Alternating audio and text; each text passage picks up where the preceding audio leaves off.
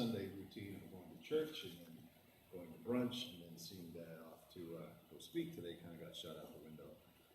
But in the midst of all that, I was honored to receive your invitation because I think it is not in the numbers of people, but in the number of ideas that a group of people have that are able to actually change the world in which we live. And I think we've seen that in recent years with President Donald Trump.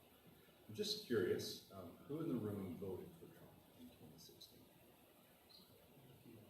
Who voted against Hillary Clinton in 2016? Okay. Who voted in favor of Trump in the primary? 1, 2. Who voted for someone else in the Republican field in the primary? Who was your candidate of choice? Ted Cruz. Yeah. Cruz as well. Cruz, Cruz guy, up right through Indiana. Who voted Democrat in the general election? Well, it's interesting to see what has happened in the 2.5 years since President Trump has become the commander-in-chief. Because when, as part of the media, we were covering him in the 2016 cycle, you were kind of in one of two camps. You either believed he could do no wrong, or you believed he was Satan. And there wasn't much disparity between the two. And very few thought he could do no wrong. And most people thought he was Satan. Most people believed very firmly that Hillary Clinton, going into the final week, was going to win the election, and not by a small amount. I work for a big talk radio station in the city, and I remember the week before the election, we had our staff meeting, and the general manager of the station said, everybody in the room who believes that Hillary's going to win, raise your hand. And every hand in the room went up except mine. And he said, and if you believe Trump's going to win, raise your hand. And I raised mine. Everybody looked at me. And I knew there were 2 Trump supporters in the room. So I was shocked that the Trump supporters in the room did not even believe that their guy was going to pull it off. And I asked them, I said, well, I know that Frank and I know that Darren both are going to vote for him. Why aren't you guys thinking of it this way? And they cited the media influence, the media story, what people were saying, the polls that were being cited.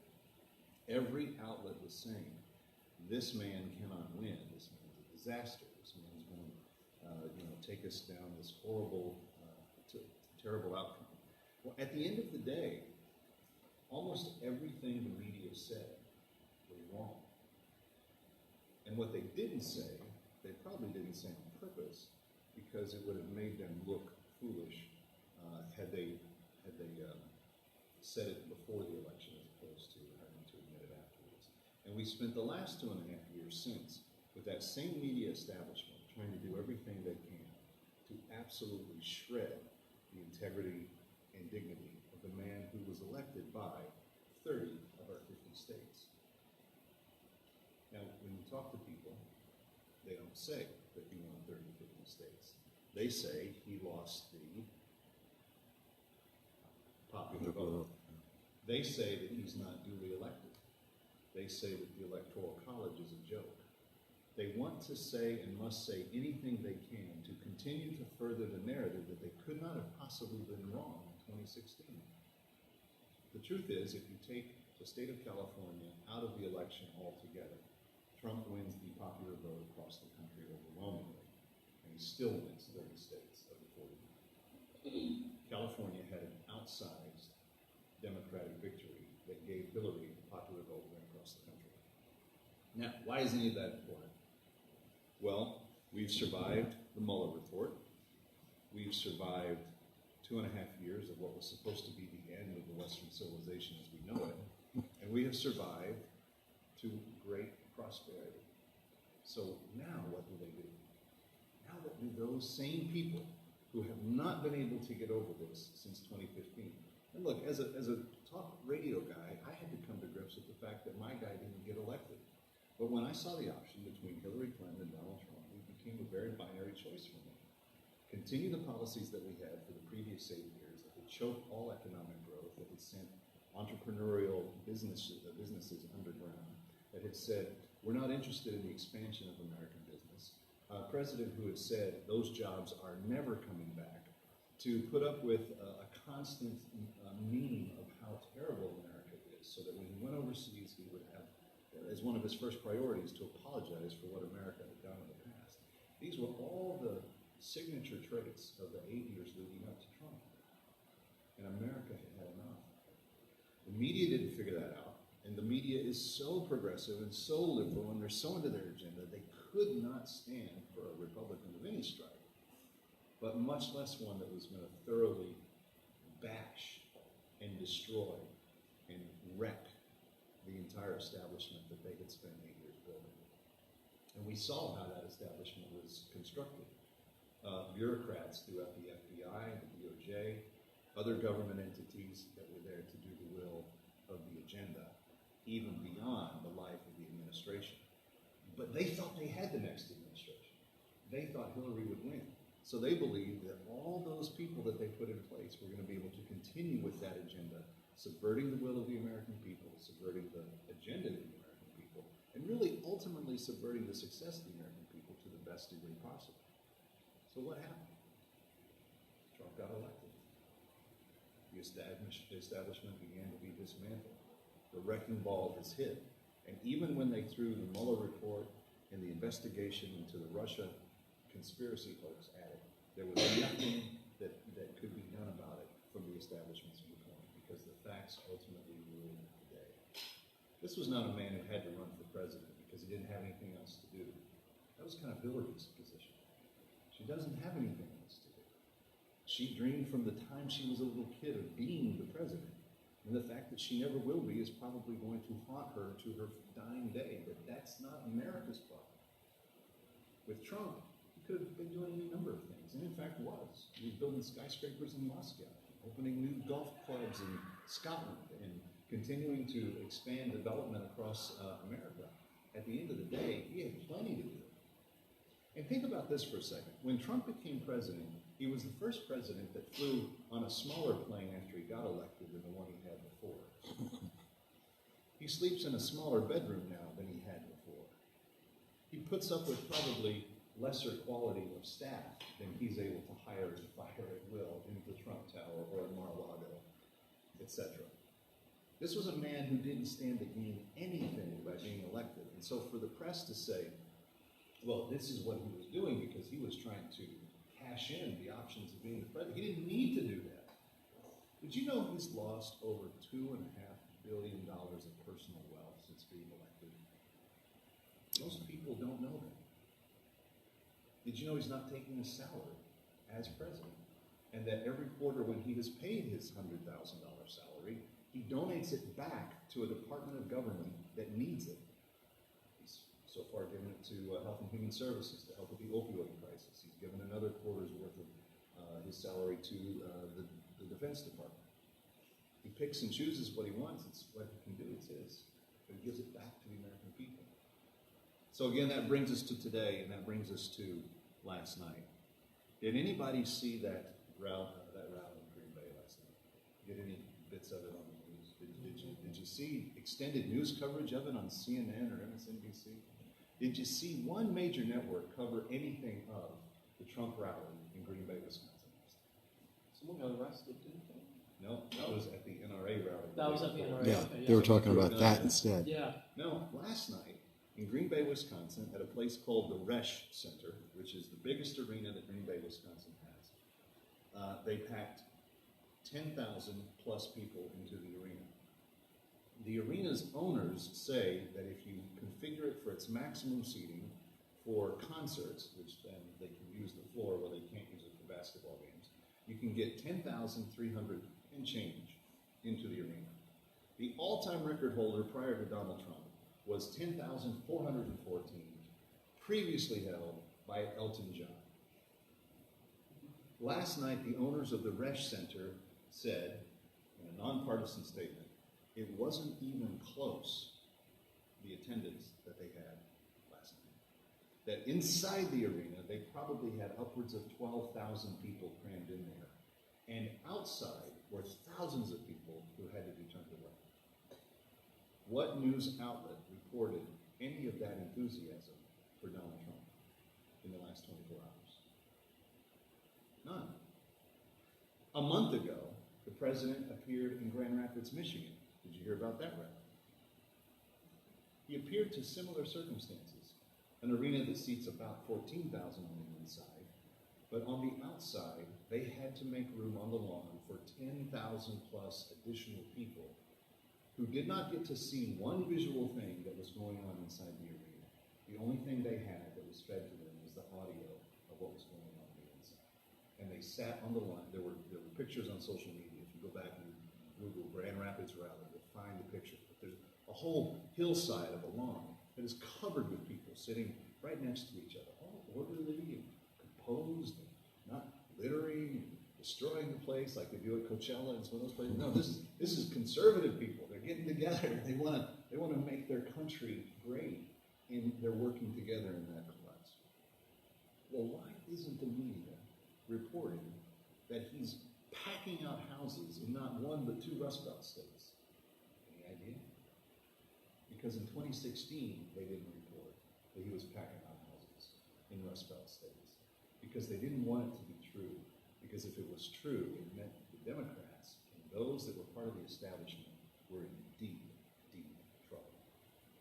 If you listen to the mainstream press of what they say about the polling that's being done right now, everyone is telling you that any one of the 20, I know it seems like 173, but they've only had 20 declared so far, candidates can beat Trump head to head. They're citing all kinds of polls. They don't tell you what the weighting of the polls are. They don't tell you that in a poll that's weighted plus 14 for the Democrats, Trump loses by 8. Which means what? He's actually ahead by 6. They don't tell you this. Why won't the media tell you that? Because no one's holding them accountable. They think they can set the agenda, not observe it and report it. So back to the rally last night. Thousands and thousands of people are there. And a staffer from my media company, his name's Kyle, this big, and he has a press pass. I don't know how he got it. He's part of the White House press corps. Cool. So he gets to travel occasionally on Air Force One and go to the different things. And he got in last night. He was at the rally last night. Sent me pictures.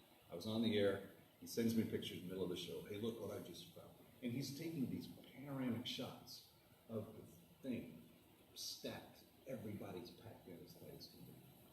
It's a party on steroids. The president came out and spoke extemporaneously for 90 minutes. Told some jokes, made some policy points, talked about his record so far, asked for them to help him win the election. That was basically the agenda. Now, the press doesn't want to report this. They ignore it. They think if they ignore it, it'll go away. They think they've covered their bases. But there's a lot of people invested in Trump not winning. Democrats, never Trumpers, formerly Bill Kristol of the Weekly Standard among them. You've got progressive socialists on college campuses. You've got professors in academia. You've got Hollywood icons. You've got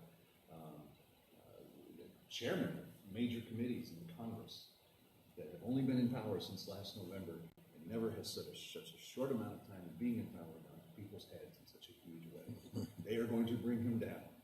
Yes, Bob Mueller with 18 pro-Hillary motivated investigators couldn't find the crimes. These guys, these public guys that have been elected for dozens and dozens of years each, they're going to find the crimes. Better than these lifelong prosecutors. Well, what are they all looking for? They're all looking for the solution to beat Trump. How do we beat Trump? So today at townhall.com, I helped them. I published the almost foolproof methodology for beating Trump in 2020.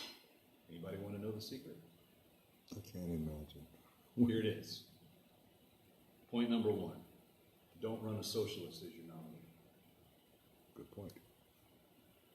Now, they've got 20, and they all are. So, but if you actually ran a free market candidate that was willing to disengage government from control and interference in the lives of people, that would be someone that the average voter, particularly Rust Belt state voters, would be very attracted to. I don't want government to tell me that I have to pay for my neighbor's abortion, or that I have to tell my kids about gay marriage in the 2nd grade, or anything else. I want to pay my taxes. I want to go to church. I want to join my union. I want to work my job. Let me do that in peace and leave me the hell alone. That's what I want from government.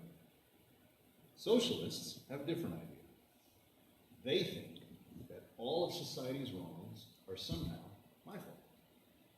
My fault mostly because I'm white, male, and Christian.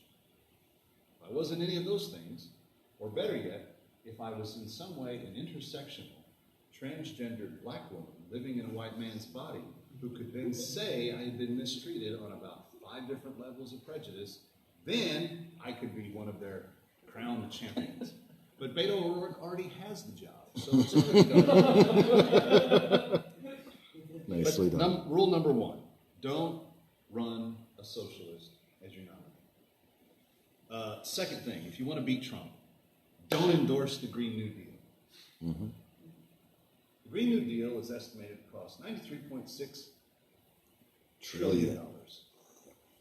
If we spent every money, every cent of our national gross domestic product for the next 15 years, we'd almost pay for it.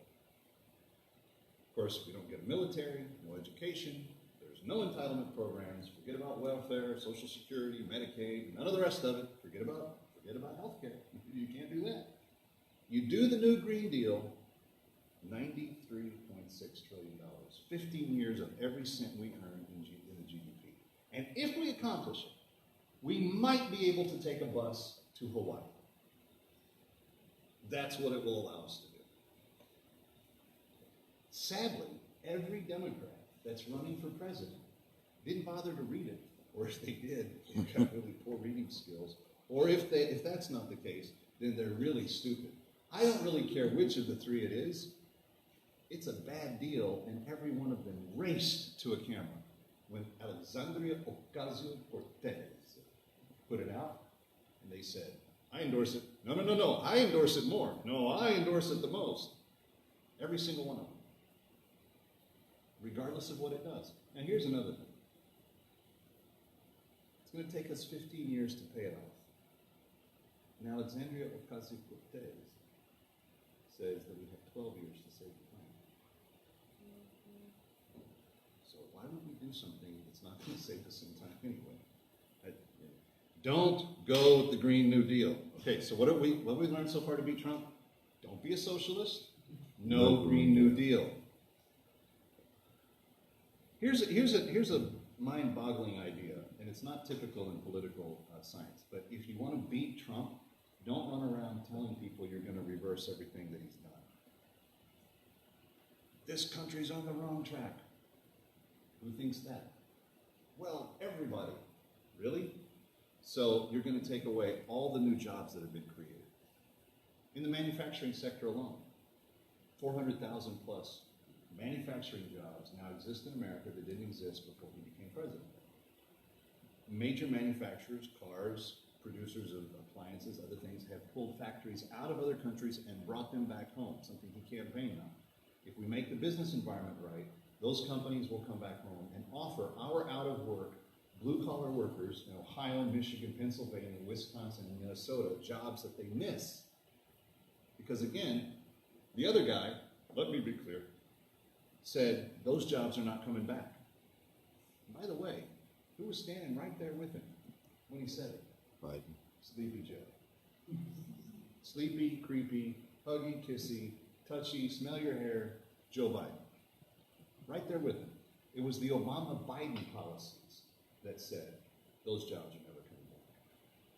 So if you're going to reverse Trump, what are you going to do? You're going to send those jobs away again? Are you going to undo the best black unemployment rate in the history of tracking the number? Are you going to tell more Hispanics that they don't deserve work when more of them are working than ever before since we started counting? What about young people? More young people working jobs. What about women? More women working high-paying, well-paying jobs than ever before. In the last 60 years, we've never seen a number as good as this across the board. You're going to undo what created that. Don't say it if you want to campaign and beat Trump. Don't run around and go, I'm going to undo everything he did. Because you know what? People like having jobs. Jobs are good. Jobs allow me to feed my kid, even when he barfs. That's all good stuff. Now, some people will say, yeah, but what kind of jobs are there? To which I say, no, that was the last guy. When Obama saw job numbers improve, there was only one sector in which they improved. Does anybody know what the sector was? Government. Government jobs. And he grew the size of government tremendously over his course of time, but no other sector in the labor force grew except government jobs. Now that was a very small part of the economy, had almost no impact on overall wealth. And when people said, well, he got the economy in recovery, what kind of jobs were people taking? Well, they had been middle vice presidents in their corporations, and then they were coming in at entry level when they got their new job, having to begin to climb back up the ladder. Did you know that the government, the Bureau of Labor Statistics, is now keeping track of another statistic that they didn't keep track of in the Obama era? Does anybody know what it is? No. It's called vertical promotion. This is workers that are in the workplace that are now looking at their next 2 or 3 options of where they want to go work because they have the ability to go. How'd that happen? I thought those jobs were never coming back. I thought we couldn't get past a 1% GDP on a consistent basis for the rest of time and eternity. Something happened. Lastly, they say, yeah, but have people's lives really improved? What's the second fastest growth in the last 2.5 years besides the numbers of jobs specifically? It's the rate of pay that people are taking. Wages have been on the increase for almost 2 full years now. People like working and they like getting paid more. So if you want to beat Trump, don't run around talking about how you're going to reverse all that, because I don't think it's going to work for you. If you want to beat Trump, don't insult Americans who care about America. And you guys took a rainy afternoon to be here in Binghamton. Which, to be honest, I didn't even know existed. A lot don't. Very fair. Very fair. But here's another thing that is that the Democrats are kind of like, gun to their head on. Who are the 3 superstars in the Congress this year since the new election? AOC. Alexandria Ocasio-Cortez. Omar. I say her name better than anybody else in talk radio. With You do. Great pride. You do. Cortez. Elon Omar. Yes. Who else? There's one more stooge in the 3. You're talking about Lucy or? Oh, I was thinking, are we just referring to the House or? Yeah, just the House. Yeah, then it's Not Pelosi, although that's a good guess because she's the Speaker of the House. Rashida Tlaib is her name. She's the one from Michigan. Omar is the one from Minnesota. And of course, AOC is New York. By the way, how many votes did Alexandria Ocasio-Cortez get her current seat with? Anybody know?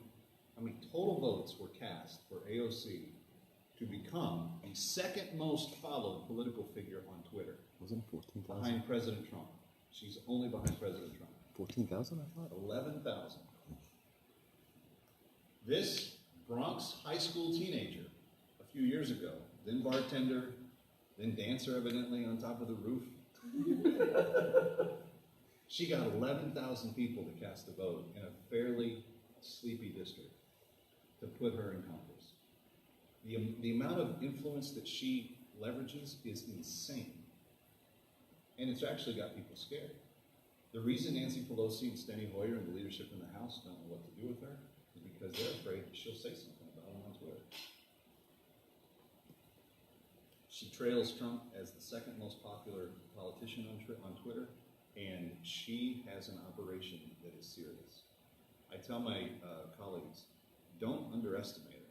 We have to bash her every time she says something stupid, and she says a lot. But don't underestimate her, because she's an organizer in the mold of Obama.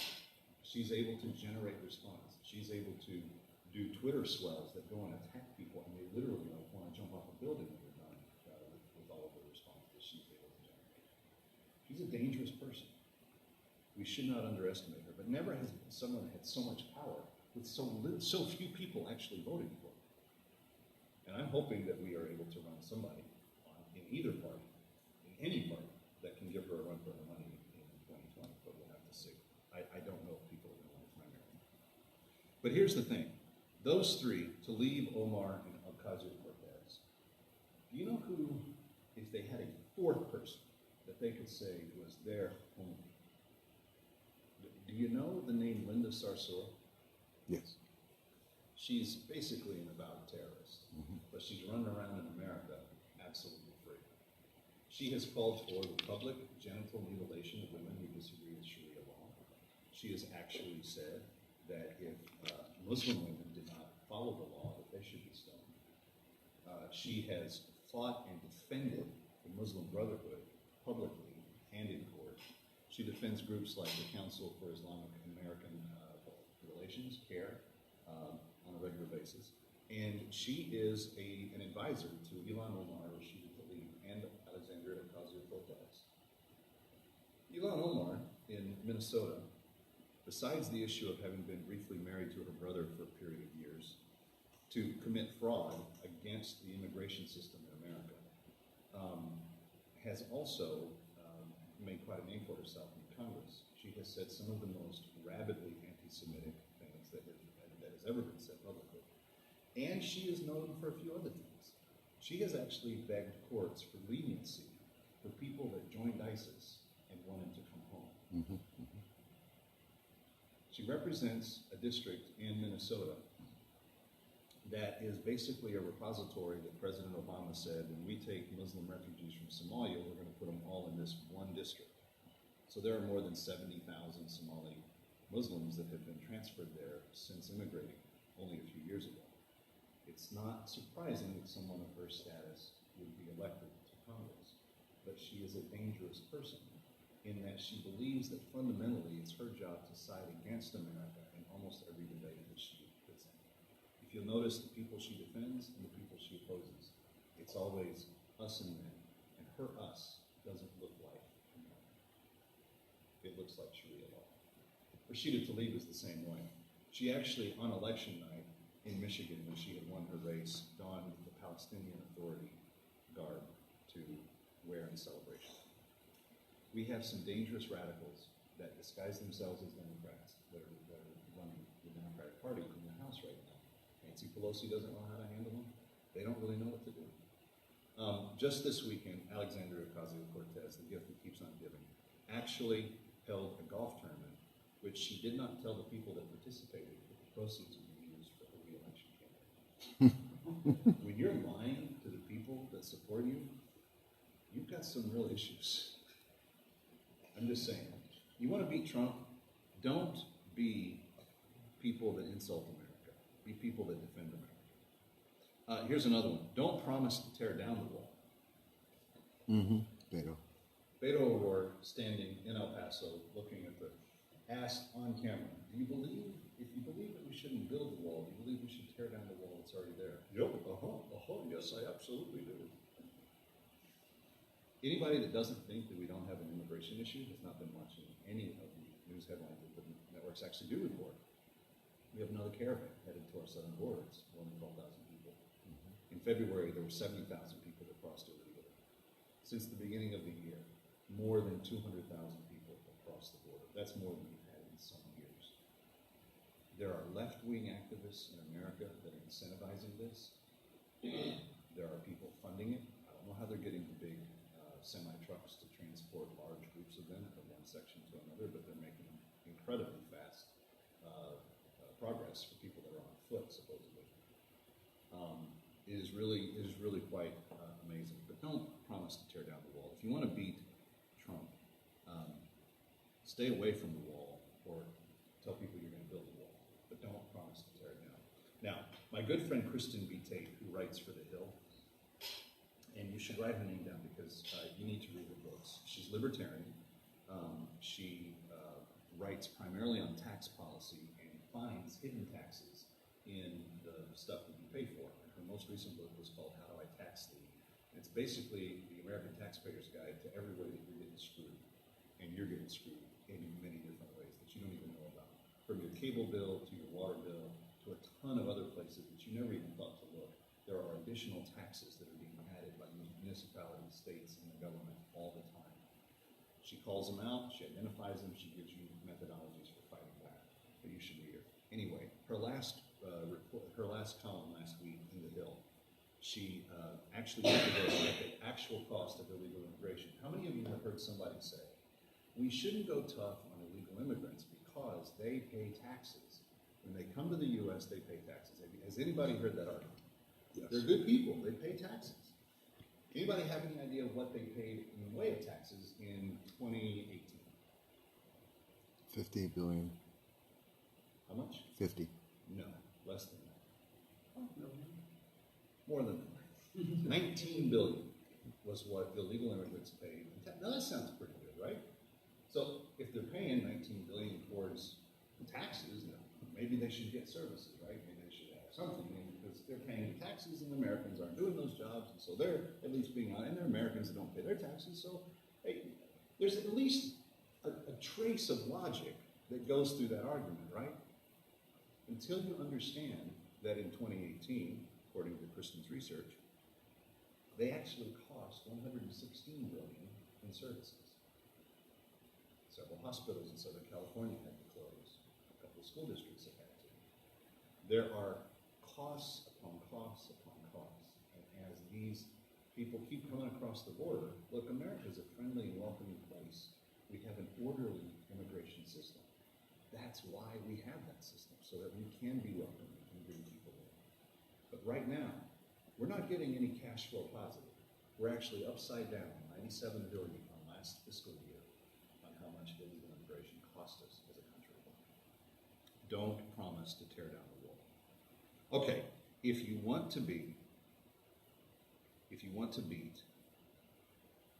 Donald Trump, don't allow your nomination process to be dominated by leftist radicals. This year, Democrats thought,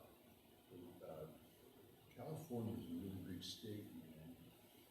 And, we develop a lot of GDP.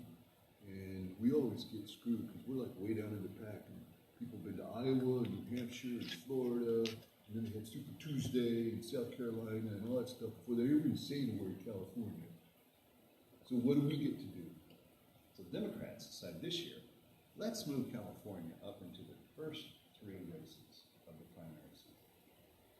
Now, why does that change the equation?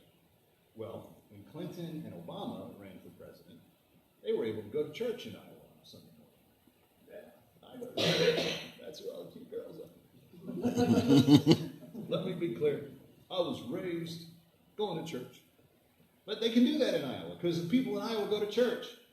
And then they can go up to New Hampshire, and they can talk about civil liberties, live free or die, and they can say stuff that doesn't mean anything, but they can say it because that's who they're talking to. And then they can go to South Carolina for the 3rd primary, and they can talk about church some more, or they can talk about grits and the South, and whatever it is that they want to talk about. And then they can go to Florida and talk about senior citizens and how that state needs to adopt a more senior citizen-friendly approach towards Social Security or whatever else. They can customize that message from Iowa to New Hampshire to South Carolina to Florida, and then comes the Bible Belt Super Tuesday. So you've never seen Democrats go to church so much as the week leading up to the Super Tuesday Bible Belt primary, because you got Texas and Alabama and Mississippi and all of them there, and they're like, yeah, amen. And then comes California in the second Super Tuesday in years past. This year, because California doesn't care about church, they don't care about civil liberties, they're all Democrats. They don't care about senior citizens, because they're fine with euthanasia. They don't care about much of anything except getting high, letting illegals in, and taking their cities out of what we call the Joint Terrorism Task Force. Anybody know what the Joint Terrorism Task Force is? In the aftermath of 9/11, Bernie Kerik, the then NYPD commissioner, worked with the Bush administration to develop a communication system that allowed local law enforcement to work with federal national security authorities. And when you had reasonable understanding that terrorism was going on in your area, or plotting for terrorism was going on in your area, it would allow government resources to be given to your local law enforcement to then be able to help sniff it out and stop it. San Francisco, this last year, 2 years ago, after declaring itself never be anything other than a sanctuary city, which means what? They have no idea who's there. All right, so you let everybody in, you don't vet anybody, you don't know who's there. After doing that, they said, guess what? We're also no longer going to participate in the Joint Terrorism Task Force because we think it's racist against whoever. I don't know who they think it's racist against. It's just designed to stop terrorism. That's all it is. There's nothing racist. It's like the travel ban. It had nothing to do with people's ethnicity. It had to do with areas of the world where actual terrorists are operating. That's where we were going to slow down letting them come to the U.S. So that state has now been catapulted to the front of the pack. You still got to go to Iowa, still got to go to New Hampshire. But now, this huge basket of delegates awaits the winner of the California primary for the Democrats. So what have you seen from the Democratic pack this year? They cannot get to the right any faster. They cannot get there. They will not wait for anybody to say, they're knocking elbows. They are swinging. Yeah, well, he says that. I'm going to be even nuttier. I'm going to say this. We're going to let felons vote while they're in jail. No, that's definitely not enough. We're going to let them vote while they're committing crime. Guys, it's funny because they're so caricaturish, but it's sad. California is going to have this huge impact on what had been a traditionally great party in American political history is going to pick for their nominee. And they're all nuts. Bernie Sanders probably not, but I haven't said that publicly. I said the other day that Joe Biden's best day was Thursday. Because on Thursday, the media had not discovered that he once said that Obama spoke very articulately for a black guy. And they hadn't pulled up the videotape in which he said, well, we have a lot of Indians that work in Delaware. In fact, you can't have a 7-Eleven on any street corner in Delaware without running into a few. I remember. That's just 2 of like 500 that we've got in the can. Joe Biden's best day was Thursday. Every day after that, it's going to be a little bit worse for him. And here's the point, guys. I could take your whole afternoon. I could go on. If you want to beat Donald Trump, don't promote infanticide. Look, whatever your feeling about abortion is when the baby is very young, like say pre-6 weeks, and there's no heartbeat, and there's no telling if it's actually alive or not. Which you can't technically tell, but I'm just really trying to give them the benefit of the doubt. But if you say, okay, we can argue about that, but when a baby has been born, it's a human being protected by the Constitution of the United States, and anybody that says otherwise needs to go to hell. Why not me exchanged for them? Only because my parents loved me and welcomed me? No. We've asserted in our Constitution, we've affirmed the divine right that God established, that all men are created equal and are deserving of life. Above all else, before liberty and before the pursuit of happiness, we've said that life is the divine right. Don't get me started. You want to beat Trump? Don't promote infanticide. Don't promise to raise taxes on middle-class businesses. Don't promote transgender athletes to the exclusion of women. Have you heard about the stories coming out of Connecticut? Oh, yeah. The track champions there. They have penises in the women's division. Can I say penises? Yeah.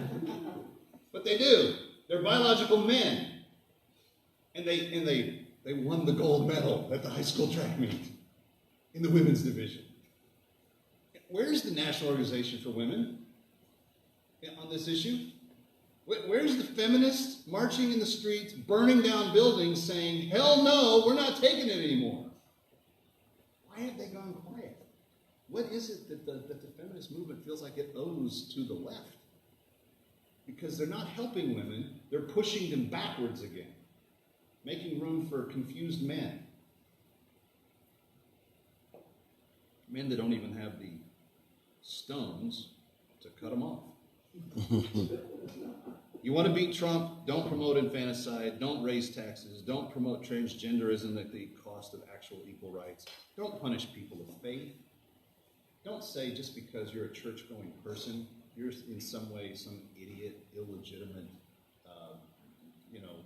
nincompoop that doesn't get to have a chance to speak its mind.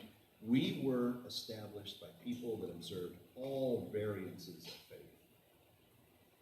Our Constitution guarantees us the right of that expression and that observation. We should not be punishing people in that regard. And the litmus test that they want to put on Supreme Court nominees is where that is an example of. They want to say, oh, well, Kavanaugh was a Catholic, but he doesn't seem to have the wherewithal to be a good judge, despite the fact that he has a blemish-free record. Don't promise to use the courts to promote progressive policies from unelected judges.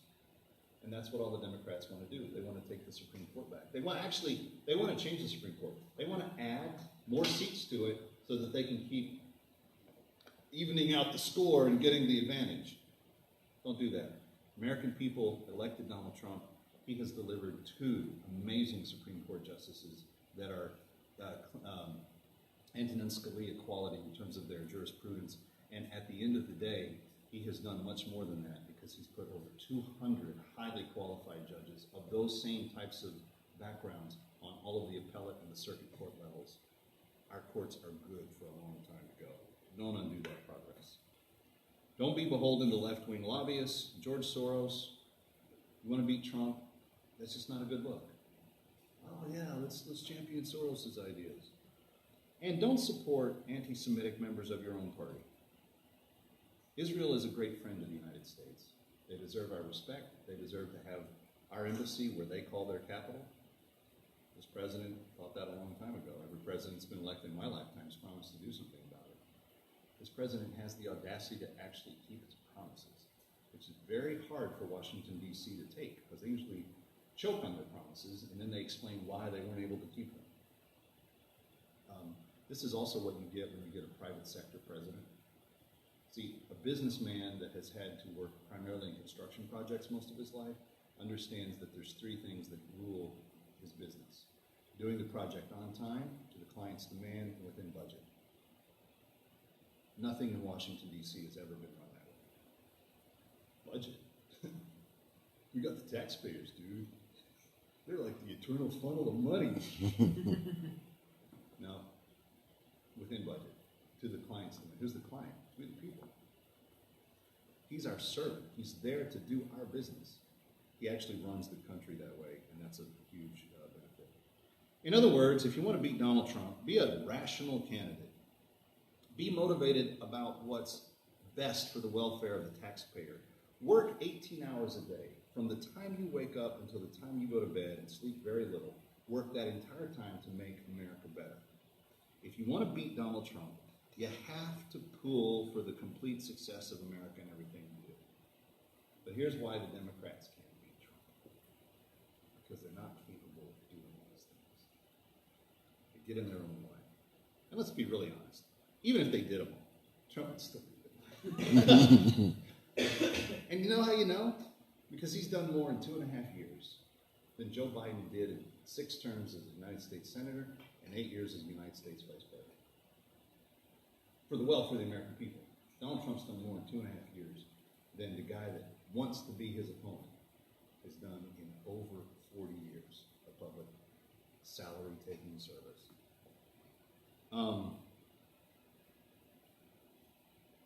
And here's the real fun part. The American people see it. They see what Trump's done. And you know how you know they're seeing it? Not because the news is talking about it. It's because they're sitting on grass lawns outside of packed alleys to just hear his voice tell them that he's going to keep fighting for them. That's where we're at in 2020. Thank you for having me. I'll take some questions.